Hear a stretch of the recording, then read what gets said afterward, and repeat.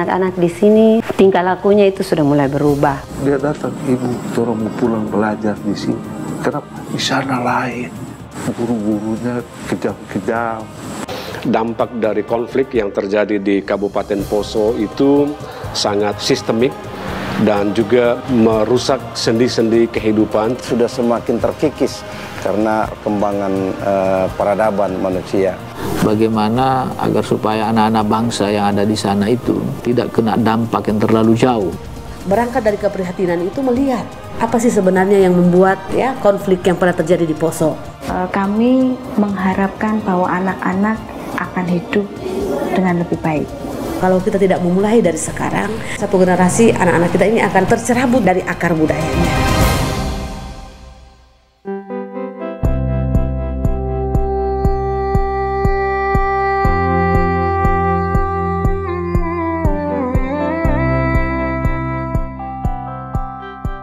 Jiwa pendidikan ya kita lakukan itu sebetulnya bertujuan agar supaya anak-anak kita ke depan sebagai generasi penerus itu mempunyai akhlak karakter yang baik.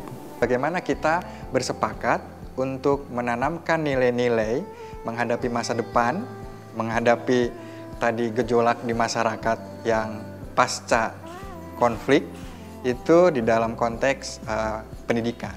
Sulawesi Tengah masa yang akan datang juga anak-anak mengambil peran yang lebih baik, maka kita sepakat untuk kemudian membangun sebuah pendekatan yang bernama pendidikan harmoni. Pendidikan harmoni itu kita mencoba membangun 3 gagasan konseptual. Pertama, harmoni diri, harmoni sesama, harmoni alam. Ada eksklusivisme anak didik di sekolah. Tapi begitu dikembangkan pendidikan harmoni itu, kerukunan anak-anak itu disiplinnya, rasa hormatnya, rasa kasihnya kepada sesama berubah menjadi lebih baik, termasuk model pendidikan harmoni ini turut meningkatkan kualitas pembelajaran. Pendidikan harmoni ini yang pertama dia mendorong rekonsiliasi, itu yang pertama. Ketika kita berbaur dalam pendidikan harmoni, menyampingkan sekat-sekat itu. Tidak ada lagi sekat-sekat. Artinya kita lebih menerima perbedaan itu. Kita mulai dari perbaikan proses belajar. Kita mulai di sini bukan mulai dari isinya. Mulai bagaimana proses pembelajarannya. Melalui pendidikan harmoni, kami ingin mengubah paradigma berpikir para guru, ya, bahwa sesungguhnya mengajar di kelas itu bukan sebuah beban. Ya. Mengajar di kelas itu bukan sebuah beban. Ketika kita dari guru, ya, itu merasa enjoy untuk pekerjaan itu. Kita mencintai pekerjaan kita sebagai guru. Pendidikan harmoni ini baru bisa kami perkenalkan bagaimana kearifan lokal yang ada. Jadi lingkungan yang ada di sini kami jadikan sumber belajar. Pendidikan harmoni, anak-anak itu diajak untuk secara bersama-sama akrab, bebas mengemukakan pendapat dan lain sebagainya, sehingga proses pembelajarannya mereka aktif. Tidak ada unsur kekerasan, tidak ada unsur keengganan mereka terhadap gurunya. Pendidikan nilai yang kami kembangkan di sini kurikulum integrated, kurikulum terpadu.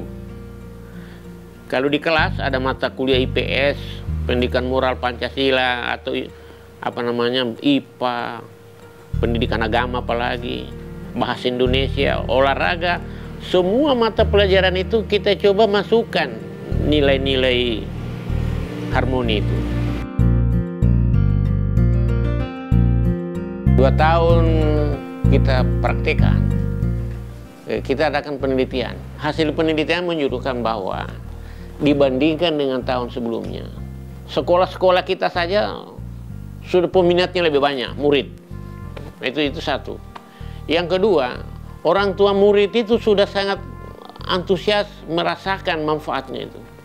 Sebelum ada pendidikan harmoni, pertama itu muridnya memang takut bertanya, takut kepada gurunya, mereka anggap guru itu seperti apa. Setelah adanya pendidikan harmoni, muridnya lebih percaya diri, gurunya juga lebih kreatif. Kemarin waktu sebelum pendampingan, sebelum pendidikan harmoni, jujur kami belum tahu apa-apa. Jadi anak-anak mengingatkan orang tuanya supaya tidak ngomong kasar. Itu kan akhirnya membuat refleksi yang sangat luar biasa, sangat dalam bagi orang tua gitu. Dan inilah menurut saya tindakan yang preventif yang bisa berdampak panjang gitu. Jadi pernah ada orang tua tetangga dengan tetangga berkelahi, adu mulut. Ada anak-anak yang kecil kelas 1 atau kelas 2 dia bilang, Mama, pergi. Jadi mamanya terus diam. Apa itu kau punya adik bilang? Mama itu yang begitu itu harmoni diri. Jangan beribut Mama. Dengan yang begini dia bilang itu harmoni sesama. Tidak boleh berkelahi. Kita sangat bangga yang pertama kita melihat anak-anak. Karena visi kami itu untuk setiap anak hidup utuh sepenuhnya. Dan yang kedua, kita bangga karena begitu banyak mitra yang mau terlibat. Ada begitu banyak orang yang mempunyai tekad sama memberikan kehidupan yang terbaik buat anak.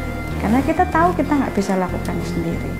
Justru pendekatan ini didapat dari proses tadi, proses dialog, proses diskusi, mendapat masukan dari banyak orang, dari guru, dari sekolah, dari pihak-pihak, dari mitra-mitra ya, Muhammadiyah, Gereja Kristen Sulawesi Tengah, Universitas Tadulako, Dinas Pendidikan. Dan itu yang memberi energi buat kita, Kak.